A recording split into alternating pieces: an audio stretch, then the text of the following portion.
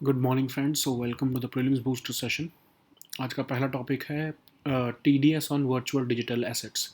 तो central board of direct taxes जो है उन्होंने गाइडलाइंस इशू की हैं कि कैसे जो है आपके वर्चुअल डिजिटल एसेट्स के ऊपर टीडीएस कटा करेगा। तो आपको पता है वर्चुअल डिजिटल एसेट्स जैसे आपके क्रिप्टो करेंसीज होती हैं उसकी जो ट्रांजेक्शन है उसके ऊपर अब से जो है 1 जुलाई से टीडीएस कटा करेगा। तो सेक्शन 194(s जो है इनकम टैक्स एक्ट का, उसके तहत जो है अब से 1% टीडीएस लिवाई किया जाएगा आपके वर्चुअल एसेट्स की जो है वर्चुअल डिजिटल एसेट्स की ट्रांसफ़र पे। अगर आपकी ट्रांजैक्शन 10,000 रुपये से ऊपर जो है वो एक साल में होती है तो आपको 1% टीडीएस कटा करेगा। ठीक है, तो गाइडलाइंस में कहा गया है कि जो आपका एक्सचेंज होगा जो आपके ये ट्रांजेक्शन्स कर रहा है वो ऑटोमेटिकली ही आपके अगर 10,000 से ऊपर जाएगी ट्रांजेक्शन्स तो आपके 1% टीडीएस काटना शुरू करेंगे।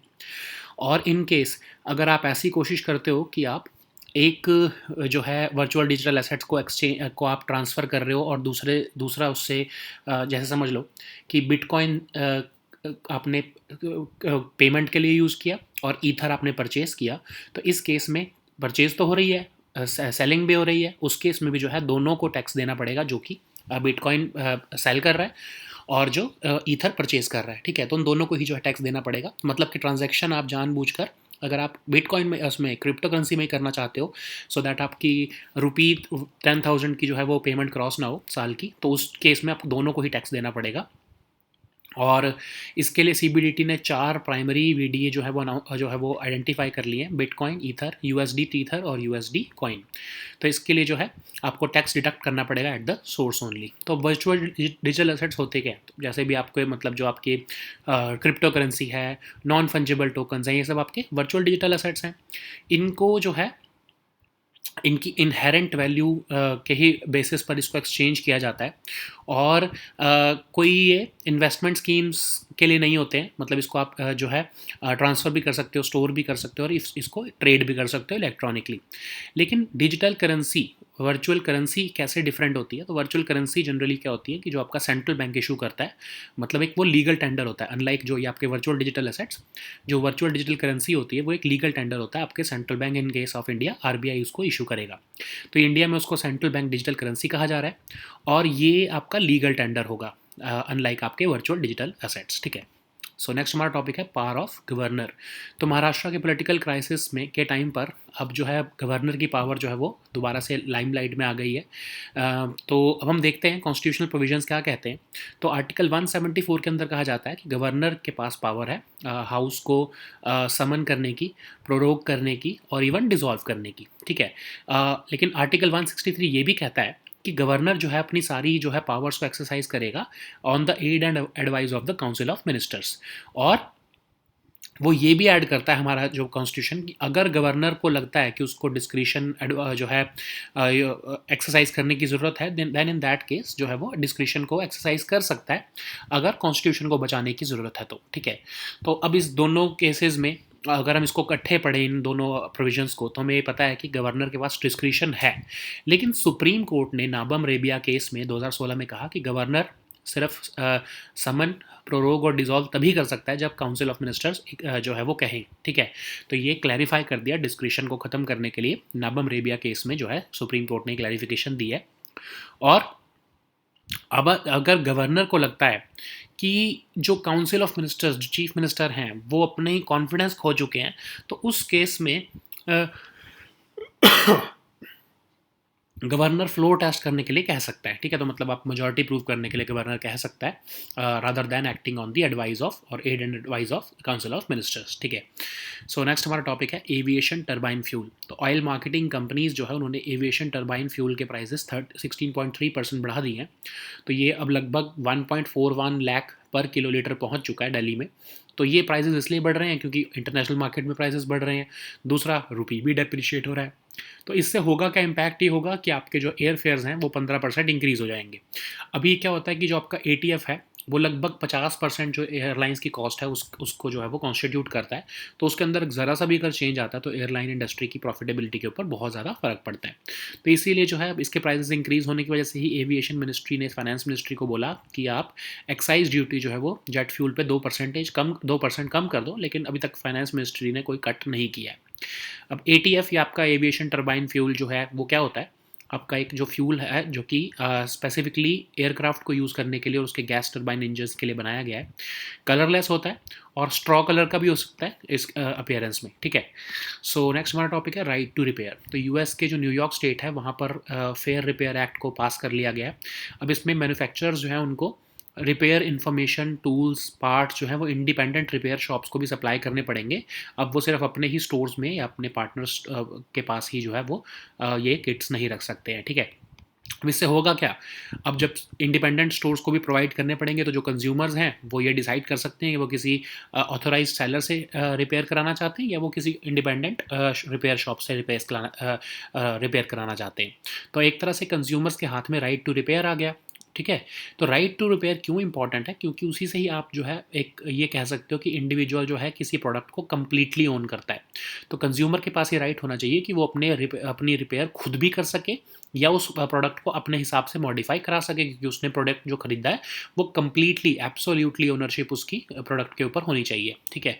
अब इंडिया में ये सिनेरियो है कि मोनोपोली ऑन रिपेयर जो है वो कस्टमर के राइट टू चूज़ को वायलेट करती है, जो कि हमारे कंज्यूमर प्रोटेक्शन एक्ट में मेंशन किया गया है।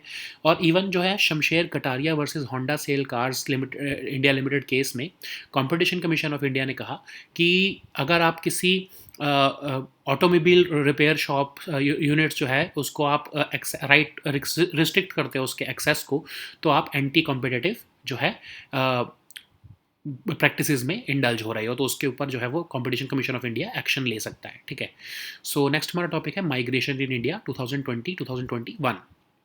तो अभी हमने कल ही इसके बारे में देखा था, पीरियोडिक लेबर फोर्स सर्वे ने पहली बार माइग्रेशन के ऊपर डेटा इकट्ठा किया है।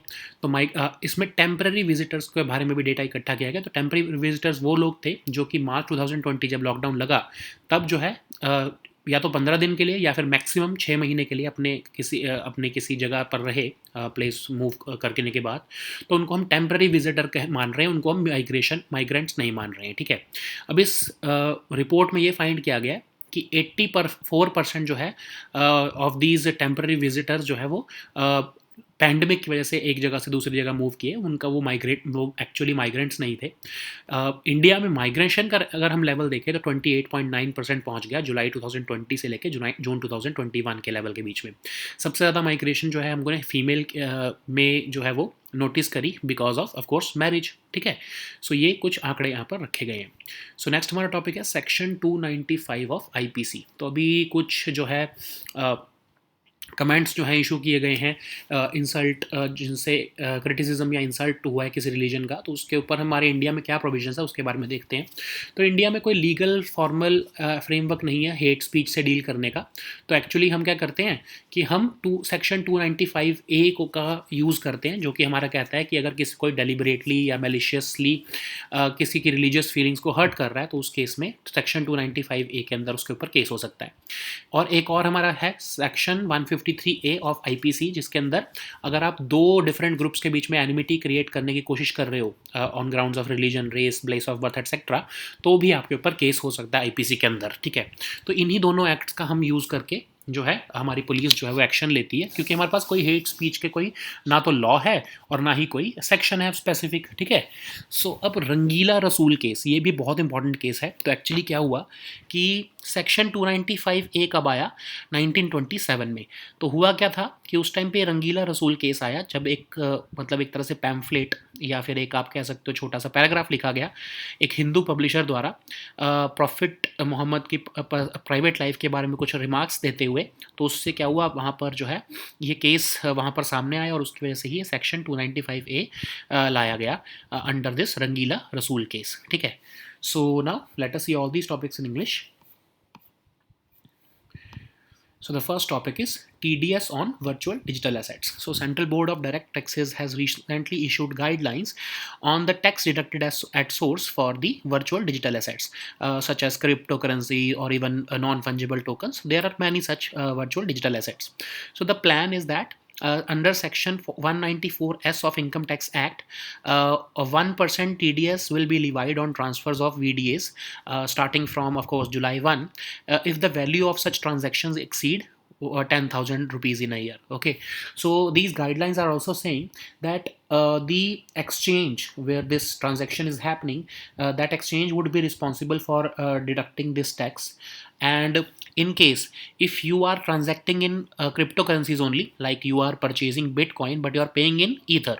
Okay, so in that case also both parties would be liable to pay tax on both the cryptocurrencies which are being involved in this transaction, and they will be of course calculated in your 10,000 rupee cap.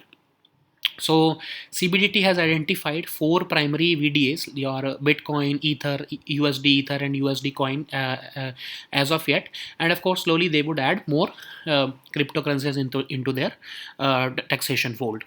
So what are of course these virtual digital assets? So these are basically any assets, digital assets which have their information or code or number or token.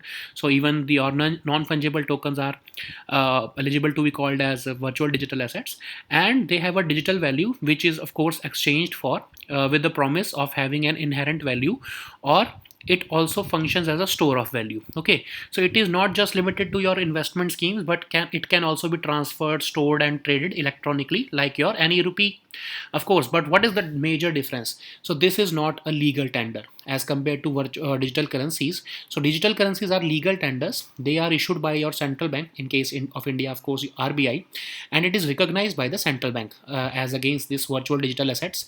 They are not recognized by any central bank in India, of course. Outside, of course, they could be recognized. Certain countries have recognized them, but India has not yet recognized them. Okay, so this virtual currency, of course, is a legal tender, and we are going to launch. RBI is going to launch this central bank digital currency very soon. So the next topic is power of governor. So Maharashtra political crisis is looming, and this has brought again the power of governor with respect to the provisions mentioned under the constitution. So under Articles 174, the governor has the power to summon, prorogue, and dissolve the legislative assembly or the house. But Article 163 says that the governor shall exercise all his functions only after the aid and advice of the Council of Ministers. So basically, this summoning, proroguing, and even dissolving of the house would only be dependent upon the aid and advice of the Council of Ministers, and the governor does not have a complete discretion. But this Article 163 is also saying that in case if the constitution requires the governor to carry out any function at his or her own discretion, then of course governor can act into that direction. But Supreme Court has made certain observations. In Nabam Rabia case of 2016, a governor can summon, prorogue, and dissolve the House only on the aid and advice of the Council of Ministers. So this discretion, this ambiguity has been removed by the Supreme Court now, and this clause will basically mean that governor can exercise his or her discretion to governor cannot exercise his or discretion to summon, prorogue, and dissolve the assembly in normal situation, but only if the governor has reasons to believe that the chief minister and his or her council of ministers have lost the confidence of the house. Then what he can do is that he can order a floor test so that the ruling party can prove majority, and of course based upon that any decision can be taken. So the next topic is aviation turbine fuel. So oil marketing companies, they have hiked the aviation turbine fuel prices by 16.3%, and this is happening because there is an international increase in ATF prices. Even the rupees depreciating. So what would happen now is that airfares, international airfares, or even domestic airfares, of course, would rise up to 15%. Why is it so big for aviation industry? Because 50% of the cost of operations for airlines in India, ATF is constituting that cost. So that's why the aviation ministry, citing the reasons of increase in ATF prices, requested this finance ministry that they should reduce the excise duty on jet fuel by at least 2 percentage points, so that some relief could be given to the aviation industry. But of course, the finance ministry has not yet cut down any taxes on ATF. So what is ATF? So ATF is basically aviation turbine fuel, and it is designed for use in aircraft, which are powered by gas turbine engines, and it is colorless, or even it is straw colored in appearance. So the next topic is right to repair. So US state of New York has recently passed the Fair Repair Act, which would require the manufacturers in the state of New York to supply repair tools, parts, and even information to independent repair shops. And they cannot confine these parts to only their shops now. So this monopoly has been ended. So now the consumers would have the facility to get their products repaired or refurbished from wherever they want to, and they would not have to rely on only the authentic or the original manufacturer stores. So the rationale behind this right to repair is that the individual who is purchasing a product is owning it completely. So consumers must be able to repair and modify the product the way they want to. Okay, in India, this monopoly on repair infringes the consumer's right to choose, which is of course enshrined under the Consumer Protection Act of 2019.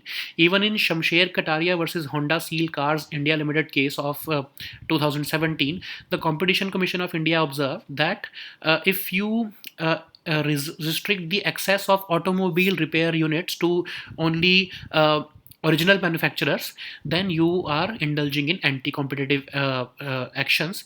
In that case, Competition Commission of India is empowered to take action against the particular company. So the next topic is migration in India 2020-2021. So a report named Migration in India 2020-2021 has recently been released by Ministry of Statistics and Program Implementation. So of course it is a part of the periodic labor force survey, which has collected the migration data for the first time. And it has also covered the temporary visitors. So temporary visitors were those who arrived to their house after March 2020 due to Corona lockdown, and they stayed at their house for a period of 15 days or maximum to 6 months. So while calculating this migration rate, PLFS has not treated them as migrants. Rather, they have been given the term temporary visitors. So almost 84% of these 0.7% of temporary visitors moved for reasons linked to the pandemic, and the actual migration rate was found to be 28.9% for July 2022 to June 2021 period. So females, of course, have recorded a higher share of migration because of course, marriage. So that's why they migrate from one state to another state, or from one district or block to another district or block. So the next topic is Section 295 of IPC.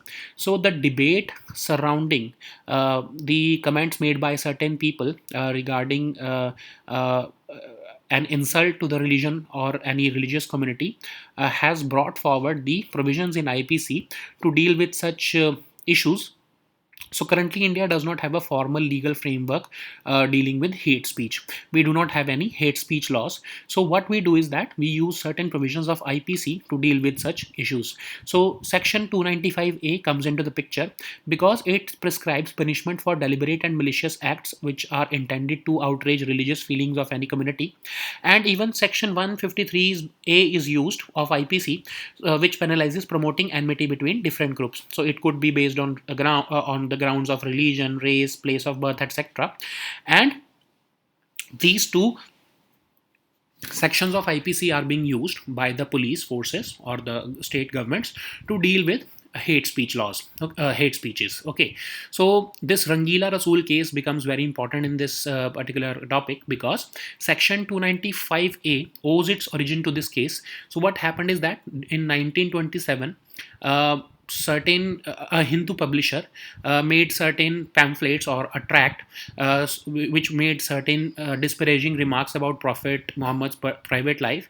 So an acquittal was made under Section 153A of the IPC by the Lahore High Court, and after that this Section 295A was brought in to 1927 by the then government of India. Okay, so that's how this Section 295A came up, and this is the case, Rangila Rasool case, which has brought this Section 295A into life. Okay, so now these were our topics for today. We'll meet next time with new topics. Until then, goodbye and take care. And please download the weekly current affair compilation from our Telegram group also. Until then, goodbye and take care.